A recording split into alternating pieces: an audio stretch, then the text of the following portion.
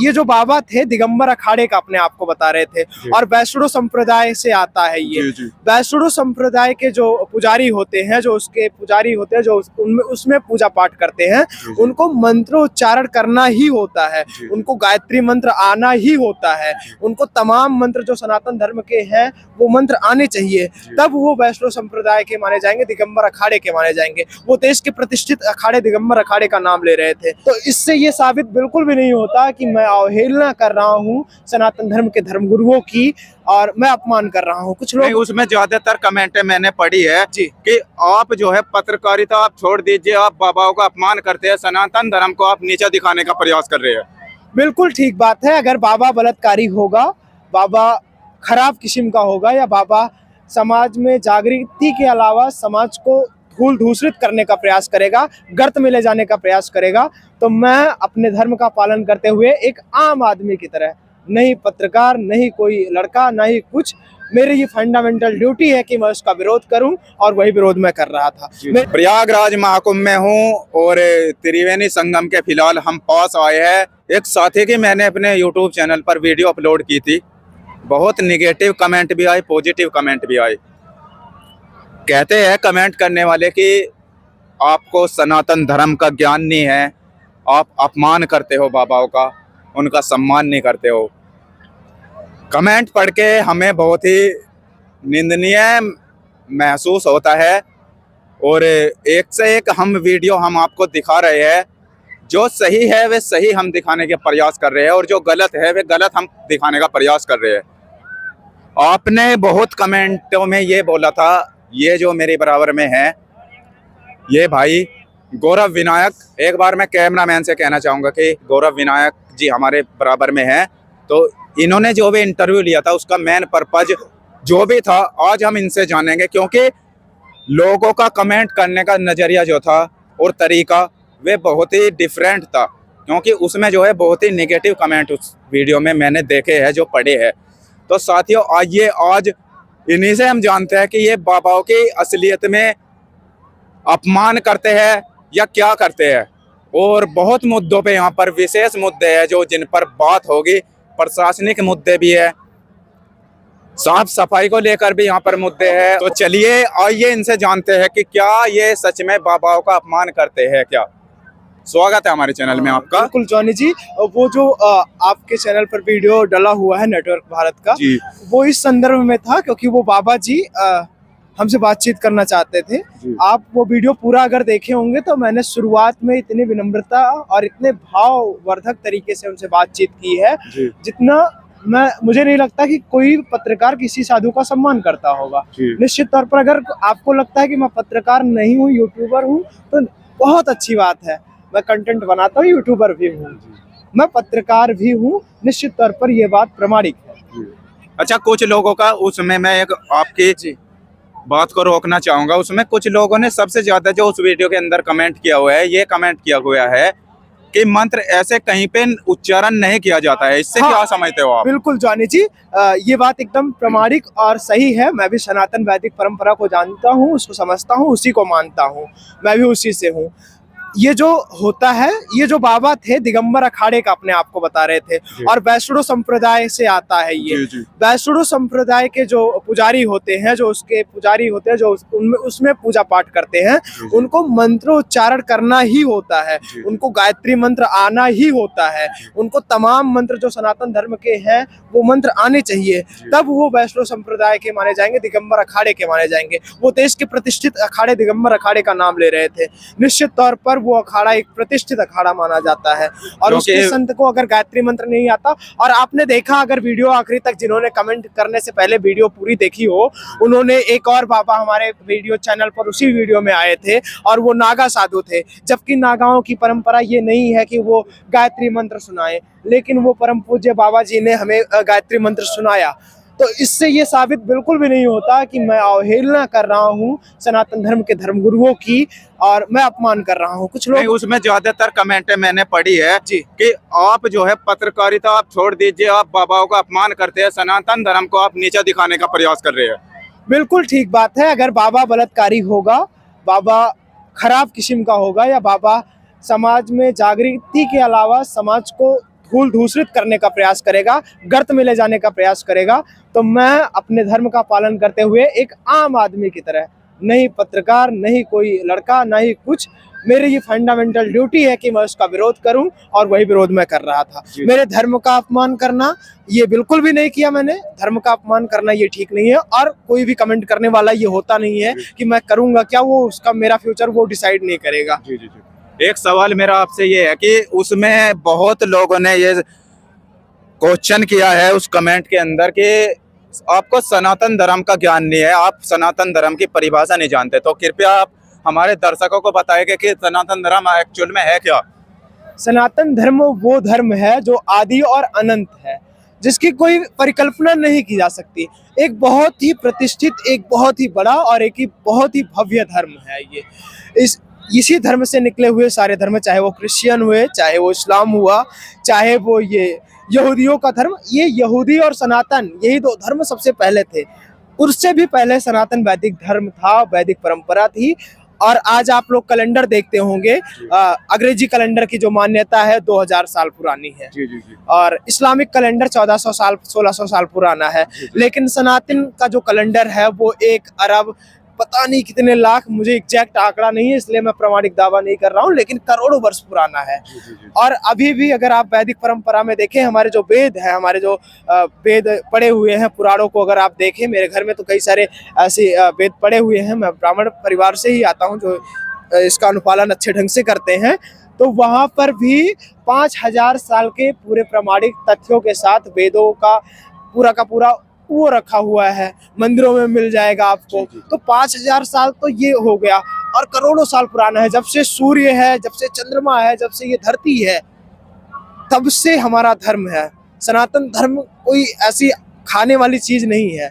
इसको समझ पाना मेरे अनभिज्ञ व्यक्ति के बस की बात नहीं है। इसके बारे में मैं क्या कहूँ, कुछ मुझे आता ही नहीं इसके बारे में, और ना ही मैं इसका विद्वान हूँ कि मैं इस पर कोई प्रामाणिक दावा करूँ।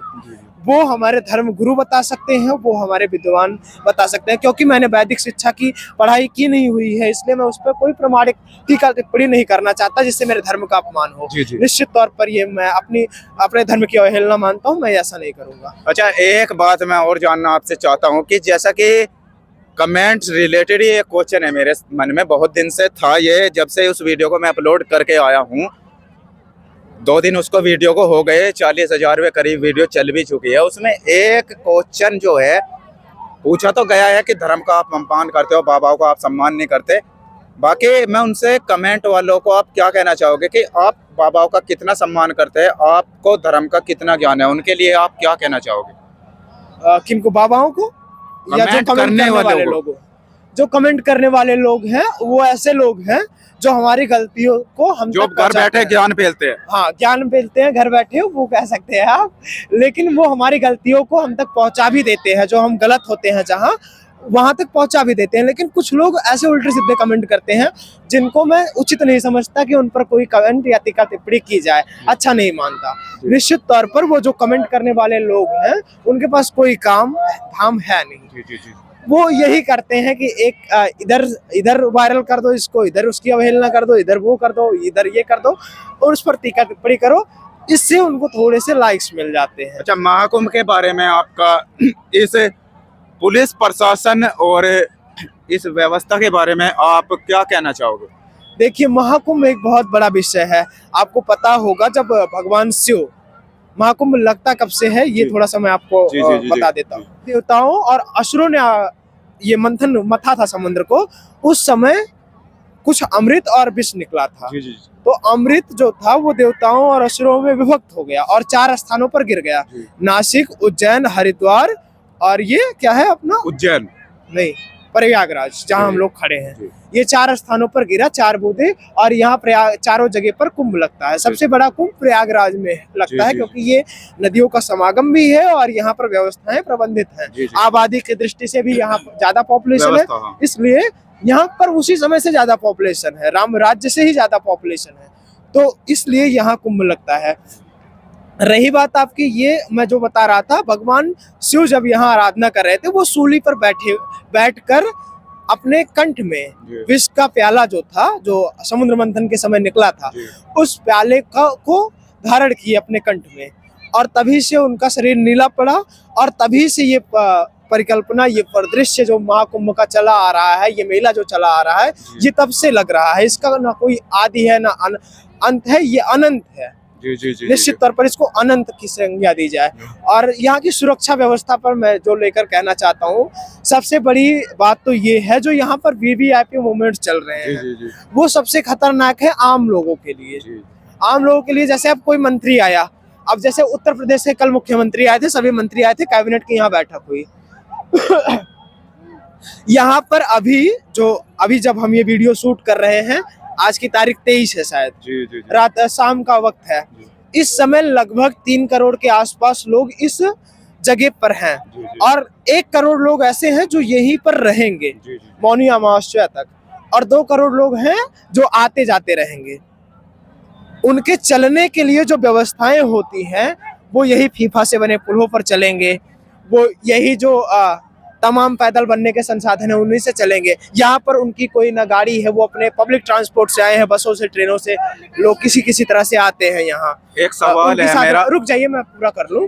तो जो वीवीआईपी मूवमेंट्स होते हैं, उनमें उनको ये अवहेलना झेलनी पड़ती है, उनको 5 किलोमीटर दौड़ा दिया जाता है। और जो नेता होता है, बड़े बड़े महामंडलेश्वर होते हैं, जो तमाम ऐसे लोग हैं, राजनीतिक लोग, धर्म के लोग, बड़े बड़े महामंडलेश्वर, पीठाधीश्वर, महंत, इन सब के लिए वीवीआईपी मूवमेंट चलाकर उनको बाधित कर दिया जाता है। तो आम लोगों को बहुत सारी कठिनाई हो रही है। शासन के लोग भी बाधित होते हैं इससे, और शासन के लोगों पर दबाव होता है कि इनको साफ को निकालो, साफ को निकालो। अभी मैं आपको बता दूं, मैं पर्सनली खुद अभी 2 घंटे जाम में फंसकर आया हूँ। एक जम्मू कश्मीर के कोई मिनिस्टर आए हुए थे, केंद्रीय मंत्री थे शायद वो, और ईएसपीजी के कमांडोस उनके बगल में लगे हुए थे। एक मंत्री को निकालने के लिए पूरे के पूरे जितने भी लोग आ रहे थे, सारी गाड़ियां, सारे एम्बुलेंस, मैं अभी आपको वीडियो दे दूंगा, आप संलिप्त कर दीजिएगा। 2 एम्बुलेंस एक मंत्री के लिए खड़े कर दिए गए। उसमें फंसा हुआ पेशेंट बार बार हूटर बजा रहा था, गिड़गिड़ा रहा था, मिन्नतें कर रहा था, लेकिन उसको जाने नहीं दिया गया। तो वीवीआईपी मूवमेंट्स कहने का मतलब है महाकुंभ वीआईपीओ के लिए है सिर्फ? नहीं, ऐसा भी नहीं कहा जा सकता, लेकिन वीवीआईपी मूवमेंट्स हो, लेकिन एक ऐसे सिस्टम से हो जिससे एक तरफ से वो लोग आए, दूसरे तरफ से वो लोग निकल जाएं स्नान करके, उनको पूरे मेले का भ्रमण न कराया जाए। उसके लिए शासन के लोग हैं यहाँ पर जो प्रबंधन देख रहे हैं, वो देख लेंगे अपने हिसाब से। उनकी ये गरीब लोगों की अवहेलना की तरह देखा जाता है इसको, और मैं मानता भी हूँ ये गरीब लोगों की अवहेलना है। अब आप क्या पूछ रहे हो वो पूछिए। मैं ये पूछना चाहता हूँ, इस हमारी गंगा माँ पर 30 पॉन्टून ब्रिज का इन्होंने निर्माण किया गया है महाकुंभ के चलते जी।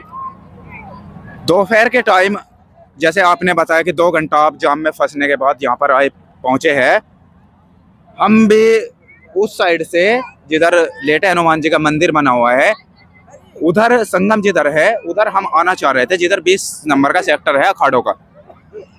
यहाँ पर व्यवस्था इसलिए बाधित है कि पुल है गंगा पे टोटल 30, और कुछ पुल जो है ये बंद करके रखते हैं। पैदल वालों के लिए भी वही चलाए जाते हैं, उसमें वाहन भी चलाए जाते हैं। इसमें मैं 2 बातें कहना चाहूंगा। एक तो ये है कि ये बहुत बड़ा समागम है, ये आयोजन छोटा आयोजन नहीं है, 45 करोड़ लोग आ रहे हैं। इसमें जगह जगह कोई भी खतरा हो सकता है, किसी की तबीयत खराब हो गई, कहीं आग लग गई, तो जो आम रोड है उसमें सिर्फ लोग हैं, उनको तुरंत साइड किया जा सकता है। लेकिन जो ये ब्रिज बने हैं, ये फीफा से बने हुए जो पुल हैं, उन पर लोगों को तुरंत नहीं हटाया जा सकता। इसके लिए वो रिजर्व रखते हैं, एक पुल के बाद 2-3 पुल, फिर रिजर्व रखते हैं, एक पुल के बाद 2-3 पुल, फिर रिजर्व रखते हैं, एक पुल के बाद 2-3 पुल। तो ऐसा नहीं है कि इसमें सारी गलती इन्हीं की है। अगर जैसे कहीं आग लग गई, वहाँ एम्बुलेंस, फायर ब्रिगेड जाना है, एम्बुलेंस जाना है, तमाम ऐसी असुविधाएं हो गई, तो उसके लिए खटाक से वहाँ सुविधाएं पहुंचे। उस दिन आग लगी थी, कहना नहीं चाहिए, बहुत बड़ा धृष्टता भरा काम हुआ था ये, मतलब अब किसने किया, कैसे किया, वो मुझे नहीं पता, लेकिन ये बहुत ही अप्रत्याशित था। वहां पर 5 से 7 मिनट के अंदर जो सुविधाएं पहुंची, अगर इसी तरह से लोगों को सबको जाने दिया गया है हर फीफा से बने पुल पर, तो वो तो गाड़ियां होती है, वजन भी है उनका, तो एम्बुलेंस, फायर ब्रिगेड की गाड़ियां कैसे जाएंगी? तो उसको सुरक्षा की दृष्टि से ऐसा बाधित किया जाता है। जी। एक सवाल और पूछना चाहूंगा मैं, उसके बारे में आप अपनी राय बताना कि ये प्रशासन और मेला जो यहाँ पर अधिकारी नियुक्त किए गए हैं वे सही कर रहे हैं या गलत कर रहे हैं। सुबह मैं आया था, लेटे हनुमान जी के बराबर में ही यहाँ पर कुछ लोग पानी का व्यापार करने के लिए, पानी की जो बोतल होती है अपना बिजनेस करने के लिए, उन्होंने कम से कम एक जो फैमिली आई हुई है उन्होंने कम से कम यहाँ पर हजार बोतल पानी की यहाँ पर खरीदी हुई है और उनको वे यहाँ पर बेचेंगे। तो वे एक आप क्षेत्रफल कह सकते हैं उसमें वे ठहरे हुए थे टेंट लगा के, तो उनको जो है वहां से भगा दिया गया है पुलिस प्रशासन के द्वारा। और जो ऐसे कि यहाँ पर माला बेचने वाले लोग यहाँ पर आए हुए हैं फैमिली के साथ, उन्हें भी यहाँ पर भगा दिया गया है। इस बारे में पुलिस प्रशासन अच्छा कर रही है या गलत कर रही है? जो मेला विकास प्राधिकरण है वे अच्छा कर रहा है, क्या कर रहा है वे? इसके विषय में भी दो राय है। पहली राय ये है कि ये जो लोग आप कह रहे हैं हटाए जा रहे हैं जी वो पूरी तरह से सुरक्षा व्यवस्था को बाधित कर रहे हैं। जी जी जी अगर कोई बड़ा आयोजन होता है, जैसे कि मौनी अमावस्या आने वाली है 29 तारीख को, जी आज 23 तारीख है, ज्यादा समय बचा नहीं है, 6 दिन का समय बचा है। जी जी 6 दिनों का जो समय है जी जी जी उस समय में क्या होगा अगर लोगों को अभी नहीं हटाया गया, जी तो जब भीड़ इकट्ठा होगी 7-8 लोग का लाख करोड़ लोग आएंगे, 7-8 करोड़ लोग नहीं, आएंगे। वे तो मार्गों से साइड में थे ना। नहीं, मार्गों से साइड में होना, मार्ग सिर्फ अभी भी मार्ग भरा हुआ है, इतने जी। कम लोग हैं तो पूरा मार्ग भरा हुआ है। जी। जहां पर वो लोग दुकानें लगाए हैं वहां पर भी मार्ग बनाए जा सकते हैं, वहां से लोगों को आने जाने में सुगमता होगी। जी। अगर ऐसा हुआ, उनको हटा दिया गया तो, लेकिन उनको हटाने से पहले उनको इस विषय की जानकारी दी जानी चाहिए। जानकारी क्यों नहीं दी गई इसके विषय में बता देते हैं। इसमें प्रशासन का दोष ज्यादा नहीं है, मैं जहां तक मैं समझ पा रहा हूँ इसमें प्रशासन का दोष ज्यादा नहीं है। इसे प्रशासन का सिर्फ एक दोष है, मैं आपको पूरी बात बता देता हूँ, मैं भी जान गया आप कहाँ की बात कर रहे हैं। जी। तो प्रशासन का सिर्फ इतना दोष है उसमें कि उन्होंने बिना नोटिस जारी किए लोगों के तंबू फाड़ दिए। जी। उनको ये आदेश करना था पहले कि आप लोग हटा लीजिए, यहाँ पर लोग आएंगे, व्यवस्थाएं बाधित होगी, ये उनको ध्यान रखना चाहिए जी, था। जी, जी। लेकिन पब्लिक का क्या दोष है? मेला विकास प्राधिकरण जो है उस पर एक रजिस्ट्रेशन होता है, वहां पर दुकानें अलॉट की जाती हैं। जी। जो व्यापार करने वाले लोग आते हैं उनके लिए दुकानों का चार्ज देना पड़ता है। जैसा कि मैंने पहले एक बार बहुत पहले बताया था, जब मैं कुंभ से पहले आया था यहाँ, तो उसमें लोगों को क्या होता है, उसमें अप्लाई करना होता है, उसके बाद उनको दुकानें अलॉट की जाती जी, हैं। जी, जी, अब ये लोग जो दुकानें लगाए हुए थे, पानी की हुई, चाय की हुई, तमाम ऐसे चीजें जो बचा लगा कर बेच रहे थे, बिहार से आए हैं, लखनऊ से आए हैं, मध्य प्रदेश से आए हैं, नेपाल से भी कुछ लोग मैंने जी, जी, देखा जी, आए जी, जी। हैं, दिल्ली से आए हैं, राजस्थान से आए हैं, छत्तीसगढ़ से आए हैं, तमाम देश के कोने कोने से लोग आए हैं और विदेशों से भी कह सकते हैं लोग आए हैं दुकान लगाने के लिए। लाखों लोग आए हैं जी। अपना व्यापार करने के लिए। तो उनको अगर संज्ञान में नहीं रहेगा प्रशासन के अधिकारियों को, तो वो निश्चित तौर पर हटवा देंगे, उसमें कोई अवहेलना करने योग्य नहीं है। हालांकि उनके समर्थन में मैंने फिर भी वीडियो बनाया और बताया कि ऐसा नहीं होना चाहिए, नोटिस जारी करना चाहिए। 8 करोड़ लोगों की जनसंख्या आने वाली है मौनी अमावस्या के दिन, जो शुभ स्नान इस पूरे महाकुंभ का माना जाता है। जनता के विषय में आप क्या कहना चाहोगे कि मौनी अमावस्या वाले दिन वे क्या क्या सावधानियां यहाँ पर रखें जिससे कि उन्हें कोई हानि और दुर्घटना ना हो सके? और पुलिस के बारे में भी आप कोई ऐसा मैसेज दे सकते हो जिससे कि पुलिस को वे सावधानियां रखनी चाहिए जिससे कि यहाँ पर जनता जो आएगी उनको कोई बाधा ना हो? सबसे पहले मैं लोगों के लिए कह देना जी। चाहता हूँ, ये जो 29 का स्नान है, क्योंकि 1 मिनट में एक क्वेश्चन और पूरा करना चाहता हूँ। 14 जनवरी का यहाँ पर स्नान हुआ था, मकर संक्रांति का। पुलिस प्रशासन का इतना गंदा रूल था यहाँ, मैं आपको बताना चाहूंगा। तो उन्होंने जो है आने का भी वे कर रखा था लाइन और जाने की भी वे लाइन कर रखी, जिससे जो है भीड़ वहां पर ज्यादा इकट्ठी हो रही थी और पब्लिक अनियंत्रित हो रही थी वहां पर। तो इस बारे में क्या विषय आप रखना चाहोगे? ये निश्चित तौर पर मुझे और लोगों ने अवगत कराया, तमाम शासनिक अधिकारियों ने भी अवगत कराया जो ड्यूटी पर यहाँ थे। उन्होंने हमें बताया कि एक ही रोड से सबको जाने के लिए आने के लिए कर दिया था। जी इससे क्या होता है, अगर ज्यादा पब्लिक होती है, अगर भगदड़ की समस्या जी, जी, जी, होती जी। है, तो सामने से डायरेक्ट टकराते हुए लोग और खटाक खटाक पैर के नीचे आके टूटते हुए मरते हुए लोग, ऐसे ऐसे आपको तमाशा जी, देखने को ज्यादा मिलेगा। लोगों को हानि हो सकती है। अगर जैसे भी एक रास्ता जाने के लिए होना चाहिए, जी। एक रास्ता आने के लिए होना जी, जी, चाहिए, जी। एक रास्ता जाने के लिए, एक रास्ता आने के जी, लिए, जी, ये इसका नियम होता जी, है। जी, जी। इसमें आपने मुझे दूसरा क्वेश्चन क्या पूछा दूसरा था? क्वेश्चन- स्नान करते समय सावधानियां क्या क्या? हाँ, जो पब्लिक आने वाली है 8 करोड़ लोगों की मौनी अमावस्या का शुभ स्नान वाले दिन, उनको क्या यहाँ पर सावधानियां बरतनी चाहिए, जिससे कि उन्हें कोई हानि या चोट के सामना ना करना पड़ सके। सबसे पहली जो सावधानी है वो ये बरतें कि वो अगर बहुत जरूरी नहीं है, जी बहुत ज्यादा वृद्ध नहीं है, तो मतलब बहुत ज्यादा वृद्ध है तो ना आए। जी थोड़ा सा अधेड़ है, अधेड़ मतलब 50 प्लस 60 से 65 के बीच में, जी जो चलने के काबिल लोग हैं, जिनका स्नान करना आवश्यक है। जी, 12 साल बाद वो नहीं आ पाएंगे दोबारा। ऐसे लोग जो वृद्ध हो चुके हैं वो पहले स्नान कर चुके हैं। मैं क्लियर कर दूं, नहीं तो लोग कहेंगे कि ये क्या बता रहा है। जी जी तो 50 से 65 के बीच के जो लोग हैं, 50 से 65 के बीच के जो लोग हैं, वो ज्यादा संख्या में स्नान करने आए और सावधानियां ये बरतें कि वो संगठित होकर आए। जी कोई ऐसा उनके पास स्नान करते समय जब वो ये ध्यान रखें कि 4 लोग स्नान कर रहे हैं, 40 लोग अगर आए हैं तो 4 लोग कपड़े रखा रहे हैं, उनके कपड़े देख रहे हैं, उनके सामान को देख रहे हैं, और टोटल 36 लोग स्नान कर रहे हैं। फिर वो 4 लोग करें और 36 लोग वहां खड़े होकर देखें, या खड़े होकर ना देखें तो बाधित होगा, खड़े होकर देखेंगे जब 36 लोग एक साथ, तो थोड़ा दूर जाकर उनको अवगत कराएं कि हम यहाँ हैं, और उसके बाद यहीं आप मिलना चारों लोगों से, ये कहें। अच्छा, एक सवाल और है। नहीं, पहले मेरी बात तो जी। पूरी हो जाने दीजिए। दूसरी जो सावधानी बरतनी है आप लोगों को, वो बिछड़ने की सबसे बड़ी सावधानी है। आपका जो साथी है या सहयोगी, आप जिसके साथ आए हैं, आपका जो टीम के लोग हैं, वो आपसे अलग ना हो, इसके लिए ये आपको ध्यान रखना है कि ऐसा कोई वस्त्र धारण करें, या ऐसा कोई टोपी, आजकल लोग टोपी लगा रहे हैं, यूनिक युग है, ठंड का समय है तो टोपी या मास्क ऐसा कुछ लगा के आए, जिससे आप पहचान पाए कि ये हमारी टीम का लोग है, लोगो है, और इसी साथ हम ऐसे चलेंगे। जी जी जी जी। ये दूसरी सावधानी ये है। तीसरी, स्नान करते समय ज्यादा गहरे पानी में ना जाएं। जहां भी आपको जल मिले, ये जरूरी नहीं है कि आप संगम तट पर ही नाव से जाएंगे तभी आप स्नान कर पाएंगे, तभी आप गंगा की पवित्रता को प्राप्त कर पाएंगे। जी जी जी। ये पानी है, और ये पूरी पृथ्वी का पानी एक दूसरे से कनेक्ट है, सारी नदियां एक दूसरे से कनेक्ट है। जब प्रभु श्री राम ने, मैं आपको बता देता हूँ, प्रभु श्री राम ने सरयू जी में जब डुबकी लगाई और उनका जन्म जाकर दोबारा जमुना जी के पास हुआ मथुरा में, जी तो आप समझिए नदियां पूरी तरह से कनेक्ट हैं। जी जी जी। ये हमारे वेदों में लिखा हुआ है, जी नदियां कनेक्ट है। और इसका एग्जाम्पल मैंने जो आपको दिया, ये सबसे प्रामाणिक एग्जाम्पल यही है। जी। तो नदियां कनेक्ट हैं, यानी कि गंगा जी, यमुना जी, सरयू जी, आप किसी में भी स्नान करें, ये पूरी तरह से आप पवित्र ही होकर जाने वाले हैं।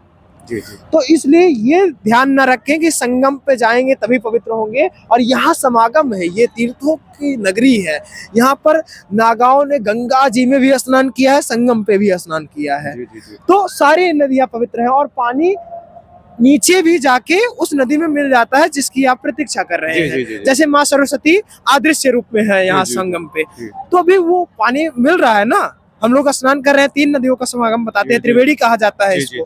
तो इस तरह से आप देखकर कहीं भी स्नान कर लीजिए जहां पर आपको सुगम लगे, ज्यादा अंदर ना जाएं, इससे आप डूब सकते हैं। अपने वस्त्रों का खास करके ध्यान रखें, क्योंकि ठंड का समय है। दूसरी जो सावधानी आपको बरतनी है, उसी सेम डे आना है और उसी सेम डे जाने का प्रयास करना है। जी जी जी जी।